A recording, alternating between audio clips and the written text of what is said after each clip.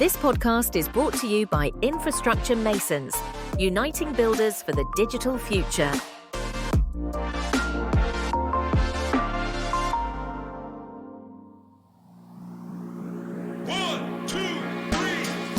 Looking to turn your innovative idea into the next big thing in digital infrastructure? The iMasons Incubator is here to help you connect with industry leaders, spark awareness, and accelerate your path to success. If your concept can help drive a more sustainable digital future, we want to hear from you. Don't miss this chance to grow, give back, and shape the digital landscape. Email us today at innovation@imasons.org to find out how the iMasons Incubator can help bring your idea to the world. Dive into the world of data center innovation with the iMasons podcast, discovering the people leading the industry revolution. My name is Romain Tronchet, and today I'm joined by Burt Fealing, Executive Vice President, General Counsel, Corporate Security, and Chief Sustainability Officer at Southwire, a company that develops, manufactures, and supplies wires and utility cables, as well as the tools used to their installation. Southwire has developed a strong sustainability vision through 5 tenets, which we will discover on this podcast. We will unpack the impact of those tenets on their productions and business. Let's get right into it. Burt, thank you very much for joining us today, and welcome to the podcast.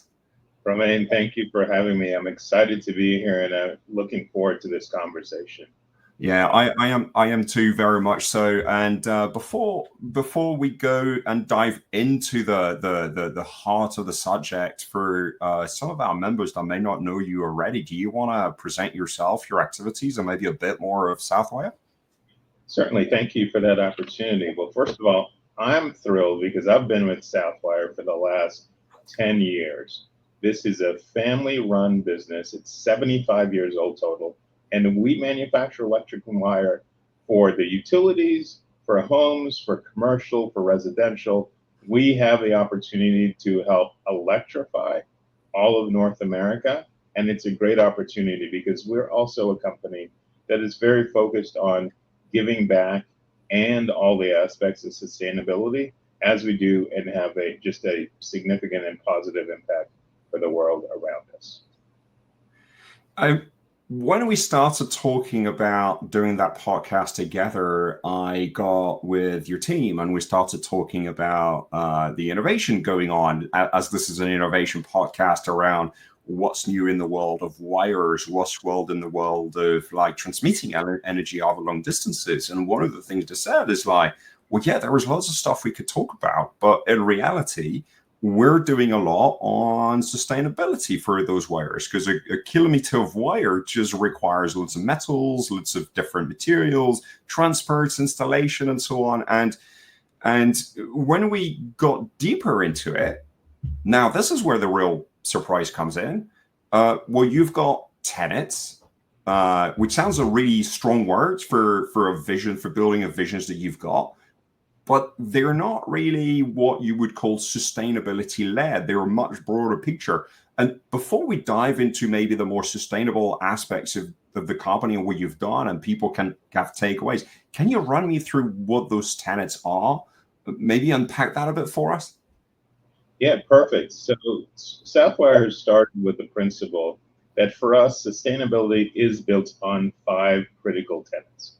The first one is growing green. And everybody understands that because that ties most closely to environmental issues. So as we think about it, what can the company do to continue to have a positive impact and to help reduce carbon emissions? Our second tenet is living well. And for us, that is focused on our employees, what we can do to make sure that they have great benefits, healthcare benefits, how they can continue to do activities and stay focused and fit and continue overall to connect with the company from a health perspective. Our third tenet is giving back. And that is the opportunity for us to connect to the communities in which we operate. And it actually started from a hallmark in which we responded to Hurricane Katrina over 20 years ago. So now you have our 9,000 plus employees very much focused on what they do and what they can do to give back to the communities in which we operate. Our fourth tenet is doing right. And this is a little unusual because it's all about an ethical culture. And a strong ethical culture helps a company continue to grow, continue to build. For certainty, we want to make sure that if our employees see an issue, they raise their hand and they tell us about the issue so we can address it right away. And that leads to our fifth tenet, which is building worth, and it includes inclusion. So just like iMasons has a very strong focus on what it can do to have an inclusive environment, focused on diversity, Southwire does that as well. And we believe that when all four of the primary first set of tenets come together with the fifth tenet, building worth, you continue to grow your company. And that is part of the true sustainability nature of what we do. There is definitely a lot of directions we can take, and a lot of parallels with the committees and activities that iMasons are running, and that's why we're very happy to have you as a partner and working together on those things. I'd love to unpack the first tenet, which is related to sustainability. Part of the discussion we were having, and still a questions that is coming in different parts of the industry is, we know that there is embedded carbon, which is the carbon used to produce all of the goods and materials, and then all of the carbon related to energy uses and things in transitions, if you want. And data is really hard to come by when we're talking about either one of them to really know which one has got the most potential for improvements. So what I'd love you to do is maybe tell me how can you know for sure that embedded carbon is really the primary thing to tackle in our industry, and how does Southwire know it is, at least for them? Yeah, so we clearly see our industry continuing to grow. There's going to be significant demand for electric wire in the US. We talk about the congruency of the grid, which is essentially as more data centers come online, as more businesses continue to build, especially in the US, but also in other parts of the world, as they look at manufacturing, they're going to require a lot more electricity. From that, we then step back and say, what can we do to help reduce the carbon emissions? And that's why we start drilling down into understanding our scope 1, our scope 2, and scope 3. So scope 1, obviously, is anything to do with combustion and the release of the carbons through that. Scope 2 is obviously the use of electricity within your own facilities. Scope 3 is everything within your supply chain. And when we start looking at it, we say we have a relatively small percentage of carbon that's released in scopes 1 and 2, but a large amount in scope 3. Mm-hmm. And that's why we look at it and say, can we innovate by bringing new wire and wire into the utilities that will allow for less energy loss as it's going? So imagine replacing some wire that's 40, 50, 60 years old with more efficient wire across your utility poles, and that inherently is going to reduce the amount of carbon that's emitted. Go ahead. There is such a thing as a more efficient cable when we're talking about very high voltages. So therefore, what you're saying is it's not so much the embedded carbon in the cable, but the fact that the entire supply chain gets decarbonized because those wires are a lot more efficient. That 100% agree with that. So there's the component of getting more efficiency. There's also Southwire obviously has a product that allows us to continue to use the wire that's in place, and we can actually put a product in through the wire as it's in place to make it more efficient, and that can continue the longevity of the wire. But what we're ultimately looking for is we want to make sure that we bring innovation to our industry and to the marketplace, and that's why we'll sit and have conversations all the way from the mining companies to the large customers, the data centers, and others who are looking for the product and to help in the industry to bring that forward.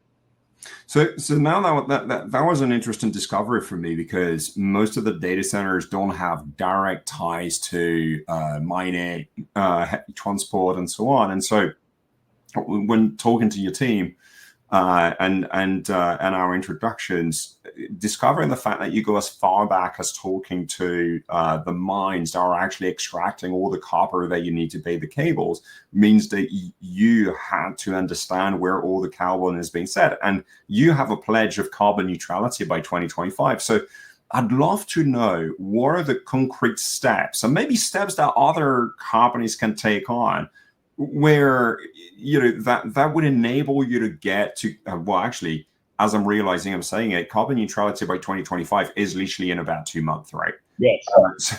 So basically, what are the steps that you've taken to get there, and maybe what were the toughest challenges that you were not expecting? Yeah, so we had to look at, because we had set this goal and we knew that it was coming very quickly, we had to look at multiple paths to get to this position of carbon neutrality. The first is we looked to see what we could do for solar panels. And in some instances, we added solar panels to some of our facilities. Mm-hmm. In this discussion with the supply chain, we started 3 or 4 years ago talking to a mining company. And we started focusing on what they could do at the mine to reduce carbon emissions. That could be, are they going to have more trucks, more vehicles that are like electric? Are they going to go to a hydrogen model? All the way from that, will they utilize more rail to bring their product to the marketplace? All of those factors that they could do to reduce their emissions. And then you come to Southwire, which is obviously manufacturing the electric wire. What can we do to make sure that we become more efficient in the production of it, but we are very mindful of waste and we're reducing waste? Now you take it to the end customer. Obviously, the large data center companies, whether it's Amazon, whether it's Google, whether it's Meta, all of those are thinking about how do they get more efficient uses of their product and eliminate the waste from continuously energizing their product. And they were looking for us to say traceability from the mine all the way to the end, the utilization of the wire was critically important to them. So if they're asking you for traceability of the carbon, because you're necessarily their scope 3 emissions, so whatever you do to improve your posture is going to improve theirs. So how do you trace and measure the embedded carbon all the way back to the mines? And why is that level of transparency important? So that's obviously important because as we're going to our end users and to the customers, we want to be able to say, we can take the copper, for example, that's coming out of a facility, either in the US or a mine somewhere else globally. We can look at it going all the way through its transportation, and we can find a way to reduce the carbon. So when every aspect of the manufacturing and the supply chain is very mindful of what it's doing to reduce carbon, you ultimately get a flow that reduces the amount of carbon that goes out. If no one has accountability for their piece, then no one is going to step forward and take the necessary actions. And that's why we viewed it as critically important for traceability and for making measures to get better. And then you become even more competitive.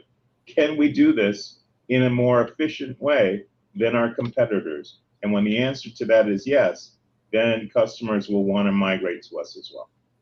Well, so the second part of my question was really around like, what challenges did you face by trying to uncover, and especially through third-party companies, because you don't own the mine, so you really have a business relationship with them, maybe in different countries, different jurisdictions, and so what was the challenges that you had to really get them on board with sharing their practices that would potentially actually show that they were not as green as they might have said they were?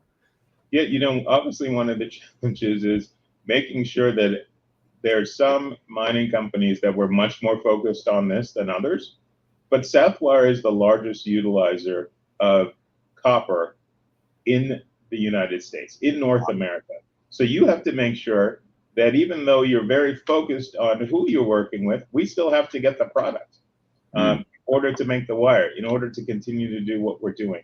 So we needed to make sure, how can we partner with more organizations? Not everyone was prepared or as advanced as we are. So there's a lot of education that goes into helping others to say, this is the path, this is what we're doing.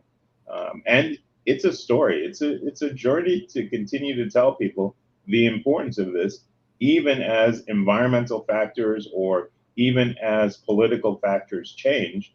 You still want to reinforce it's core to our messaging to continue to be sustainable and environmentally friendly. So as I get it, is literally education and repeat message and not letting go. It is really the hardest part. I mean, it goes as in any transformation. I guess the same thing happens in every different level. What I'd like to get onto is, there has been an idea in the industry for a while to actually do EPDs, or environmental product declarations, and they bring a level of transparency which is unheard of in terms of what you're measuring, where you're measuring at, and literally the embedded carbon of your product. And I can see very easily how that can maybe pull off a number of senior executives in the industry saying, well, look, we want to do it because we know we need to do it, but we might not want to be first. And yet, Southwire is saying, well, we were first at doing EPDs on public or publicly declaring EPDs for our product. Was there any pushback internally? What was the feeling around, okay, now we've got to take the plunge? Was it an easy thing, a natural thing, or did you encounter a lot of pushback on getting that done? It's interesting. So I would say making sure, in terms of as we go out with the EPDs, do we have the information necessary to tell the story and to actually focus on our products? But once we determined that we had that, or we continued to do the work to get there, there was a lot of momentum internally, and especially from our sales team, to say, let's pull these together. Because once we started doing some of the products, it became clear that that was a differentiator with a lot of customers, and they wanted more information. They wanted to know which other products. So then it quickly became, well, how fast can you move to get other EPDs so that we can tell this story? This goes to the hallmark of what iMasons is. If you think about enhancing education, the more we can share this story with our customers, with others in the industry, the better it becomes, and the more others want to participate in that process. So we find it critically important to help educate our internal employees or team members so that they know what's in the products that we make. And then once they're armed with that information, they can share it with others, and then you see the continued impact. We also had the ability, which is interesting from my perspective, because one of the things that we wanted, as we're having discussions with our board of directors about the importance of environmental impacts and sustainability, the EPDs came up as a discussion. And the board wanted to know, well, is that resonating? Is that resonating with the customers? And the answer was 100% yes. Not only could our sales leaders talk about how it was resonating, they could then quantify that north of $1 billion of revenue for the company was focused on customers asking, so what are you doing? What's this look like? So you think of large retail customers that we have, they're all looking to see what's in the product, because many of them were thinking about their ultimate disclosure, and there's a disclosure obligations meant that they need a partner who was very sophisticated and advanced in understanding environmental impact. We know for a fact that data centers rely heavily on manufacturers like Southwire, and we can name a plethora of them across the entire estate, and all of them have got very similar supply chain requirements, whether it's producing EPDs, reducing carbon, as much as the other tenants, because finding new talent, training the next generation of people coming and working in the industry. I mean, all of this is actually shared across the supply chain. What are the things that you could tell us that other manufacturers and other people that have got like similar supply chain constraints like you have that you've done that they could take away? Is there 2-3 nuggets, 2-3 stories you could tell us? Yeah, one of the biggest things that our industry is facing and all manufacturers are facing is the absolute war on talent. We need to make sure that we can get more people who are interested in the industries that we are in, whether it's manufacturing. We need to make sure that we can educate the electricians. We know that within the United States, 10,000 electricians retire every year. On an annual basis, 3,000 new electricians are coming into the industry. That means that you're going to continue to see the shortage of electricians. We have to come up with innovative products that make it easier for them to pull wire. We need to come up with ways that make it more efficient to get the wire to the job sites, to be as efficient as we can, so that if you think about just time for an electrician is a critical factor so they can move from one job to the next job. At Southwire, we're very focused on what we can do to help electricians so that they can get in and out faster, get onto the next project, help wire the next data center in a way that makes it most efficient, and think about at the same time how to be more inclusive and bring in more people into the industry, whereas otherwise they may go into other fields, because all of the industries that we know that are critically important have a demand for talent, whether that's nursing or other factors, other industries. We want to get them into our industry. And that means that you have to be able to tell your sustainability story in a way that really enhances it for the next generation. It's very true, and something that we forget very often, the sustainability is not, and the word itself, sustainable, means literally, being able to stay in for a long time. It's not really purely related to carbon accounting and the planet, and yet we've got such a strong association with it. But I wouldn't be able to believe that everything you've done worked, right? Everybody tries a lot of things. Either you've been very, very careful with everything you've done, in which case you've taken a lot of steps to make sure everything you've done worked. But at the pace you were working at, there must have been some things that you've done that didn't work that maybe other people can learn from.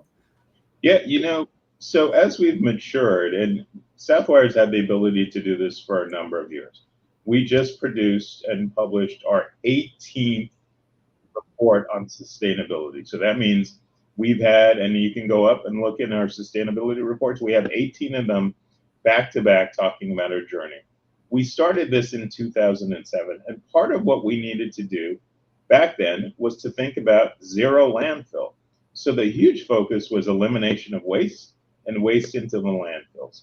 But what we found over time was that recycling became harder and harder. And the impact of taking a product where there were recycling facilities and actually trucking it 600 miles to get to a facility so that we recycle it meant that carbon was being emitted. So as we matured, we went from zero landfill, which we achieved, to carbon emissions, carbon reductions, zero carbon emissions. So yes, in 2025, we will have achieved that. But the ability to pivot and to learn where things are going has been critically important to us. We would have truly failed if we just stayed on some of our old pre-published goals and didn't evolve and continue to progress. And in the same way, we're starting to look more and more at biodiversity. What is the impact of where we are to the whole ecosystem? Not only carbon emissions, but what are we doing to help the plants, the animals, the pollinators? And we're thinking of that holistically and how we can partner with lots of nonprofit organizations who are thinking of that as well. That's amazing. We were talking about landfills, and that brings me to circularity automatically, right? I mean, it's been used as a buzzword in many ways, and trying to make it the ever better circle of life, as we want to call it. but in reality, not everything is circular today. Sometimes some people have used the word, but I'd like to ask you, what do you believe is the least circular part of your operations today, and what are you doing to maybe fix it or amend it? Yeah. So when I think about what we can do in the areas that we need to focus on, I would start off with things like our packaging. If we are utilizing packaging that is less efficient or isn't as sustainable as it should be, are there things that we can do? Are there products that we can develop? And we're exploring those as well. Can you use a packaging that is a plant-based packaging? Because again, if you're using packaging that is petroleum-based, that has an impact in the environment. So we're exploring that. We're also looking at things as we continue to deliver production. Can we become more efficient in the actual production? Because a less efficient plant is not going to be good for our long-term sustainability. iMasons, for example, and this we talked about briefly earlier on, is big on giving back. For us, our ability to give back and to connect to the communities around is a critical factor in what we need to do. So whether it's electronics recycling that we do on a annual basis at various facilities, we want to focus in on that. So again, your question is really, as we think about what has worked, what hasn't worked, there have been a lot of things that have continued to work, and we try and pivot very quickly off of the things that haven't worked so that we can get new things going. What I would say is we also want to partner with our utility companies to accelerate them. We started having meetings very much intended on how quickly can we move, and then we realized that they had lots of regulatory challenges. So when they focused on 2050 and we wanted to focus on 2035, we had to recognize that we had to work with them based on their own constraints to get there. You're talking a lot about pivoting, learning, moving across to maybe new objective, new ways of working. It's very hard for a company of your side to be able to be as flexible and adaptable to, all the new data that you gather, all the new ways of thinking and so on. Have you had to put new structures in place, new teams, new maybe new things that actually enable you to keep flexible whilst you still pilot a multi-billion-dollar organization? Yeah, so we had to put in place an innovation center, which we partner with Georgia Tech, in which we put something that we call the Spark Center. That's where we think about innovation and what we can do. We've also got our own R&D centers. They're associated with our headquarters. So we're thinking about what we can do to bring new products, more innovative products, but we're also working with a lot of organizations. We have connections with NEMA and other industry leaders so that we can figure out how the industry is working. We also have connections with nonprofit organizations that are thinking about innovative ways to clean waterways and to protect the Georgia coast, since we operate in Georgia. There are 100 miles of Georgia coastline that we work as a large company to say, can we protect that? Again, because if you think of storms rolling through, having a protected coastline takes the energy of a hurricane and it redirects it in order to make it less of a disaster as it starts moving into higher impacted areas. So thinking about partners that we can work with and other organizations is critically important for us. Yeah, it's great to see an ethos of being able to learn from other organizations and actually be able to share that information. But one of the point I might imagine is that it would cost you a lot less to just claim that you're greener and just be done with it, right? And look, I'm not saying anybody does it out there. I can't, I'm not knowledgeable enough to question any of the claims that have been put out there, but I would imagine that it could be doable.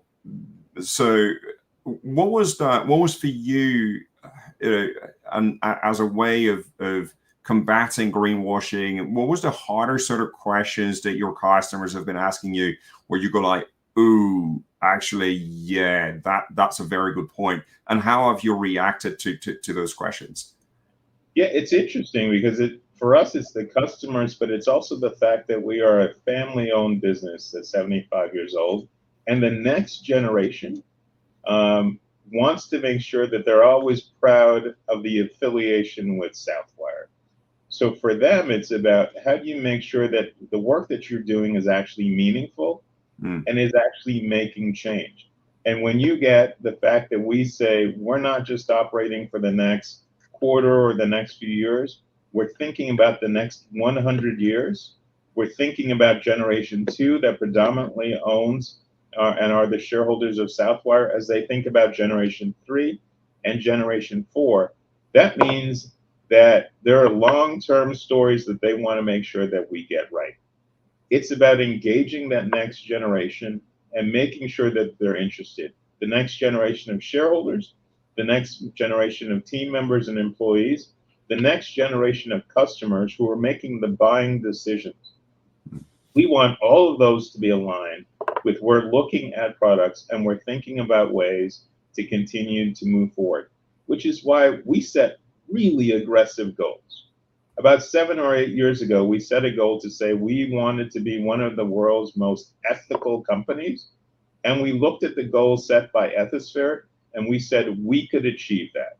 So pushing forward, systematically working on processes to enhance what we do in terms of our engagement, in terms of our ethical standard, that became critically important for us.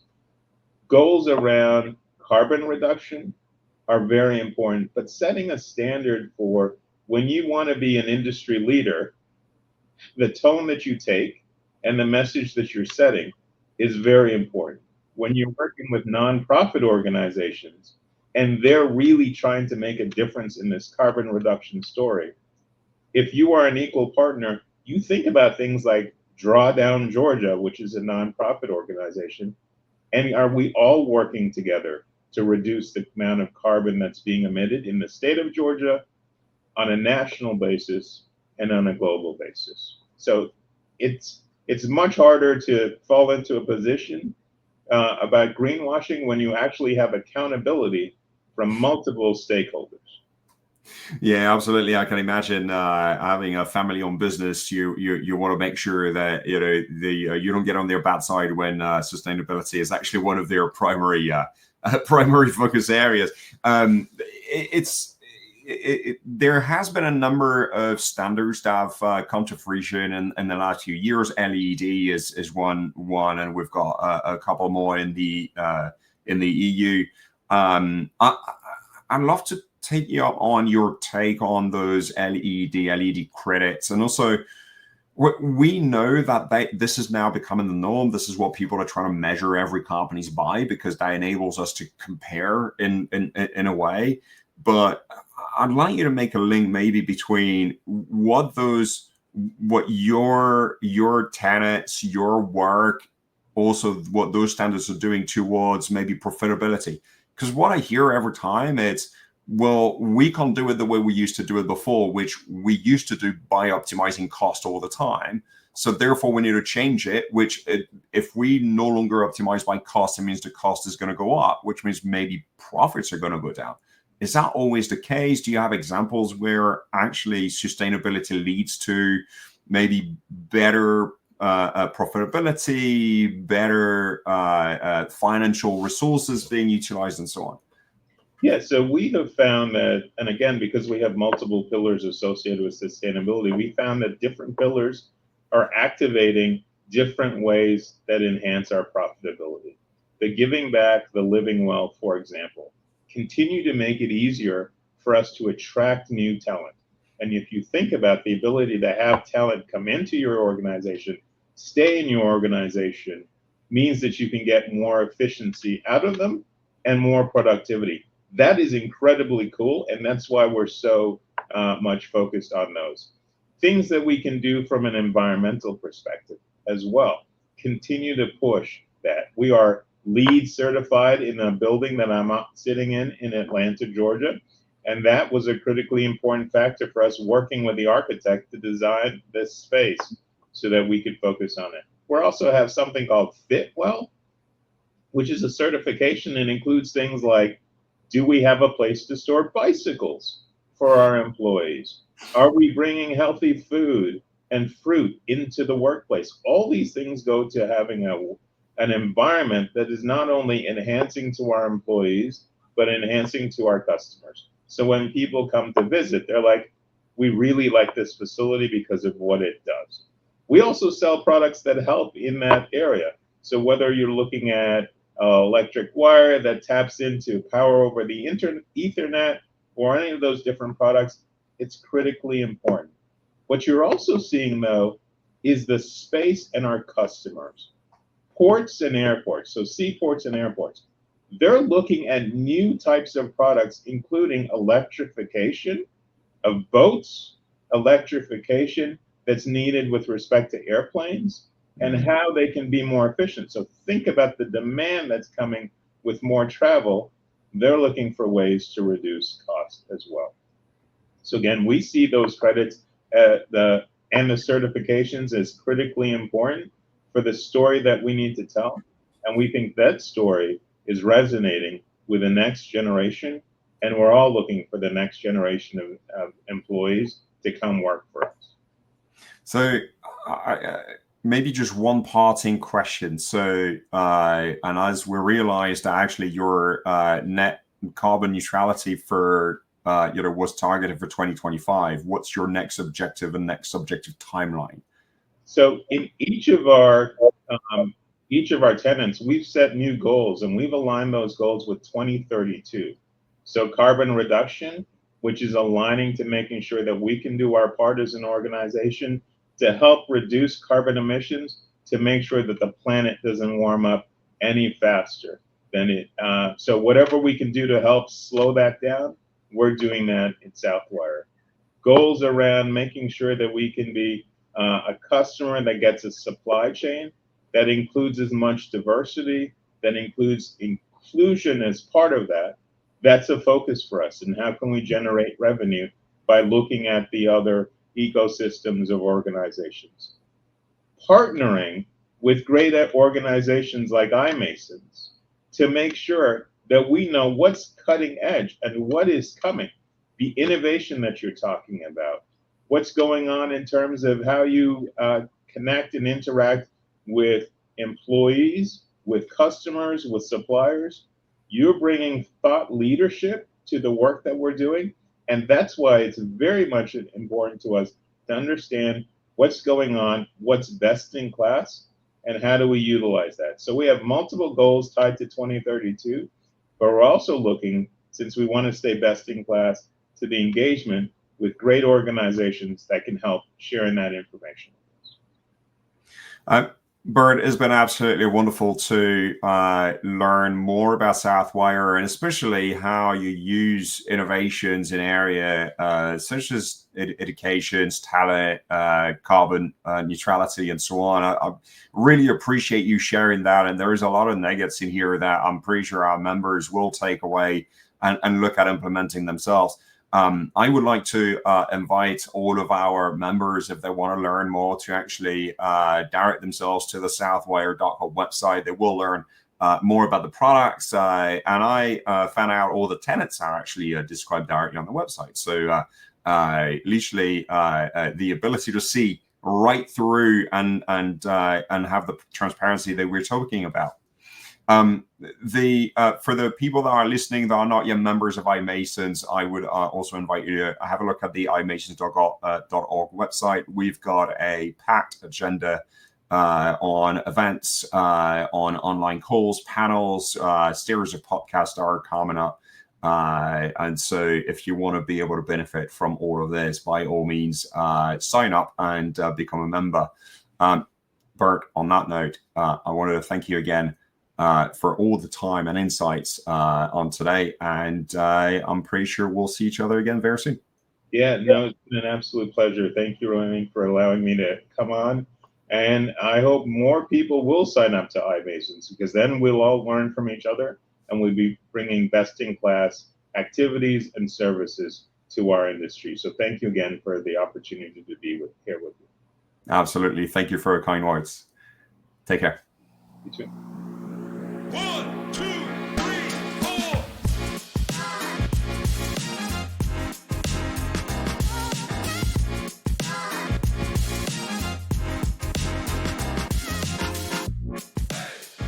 Infrastructure Masons is a global, non-profit, professional association of individuals connected and empowered to build a greater digital future for all. If you too want access to networking events, forums, and summits that foster innovation and influence, register now and join the other 6,000 committed participants at imasons.org/membership application.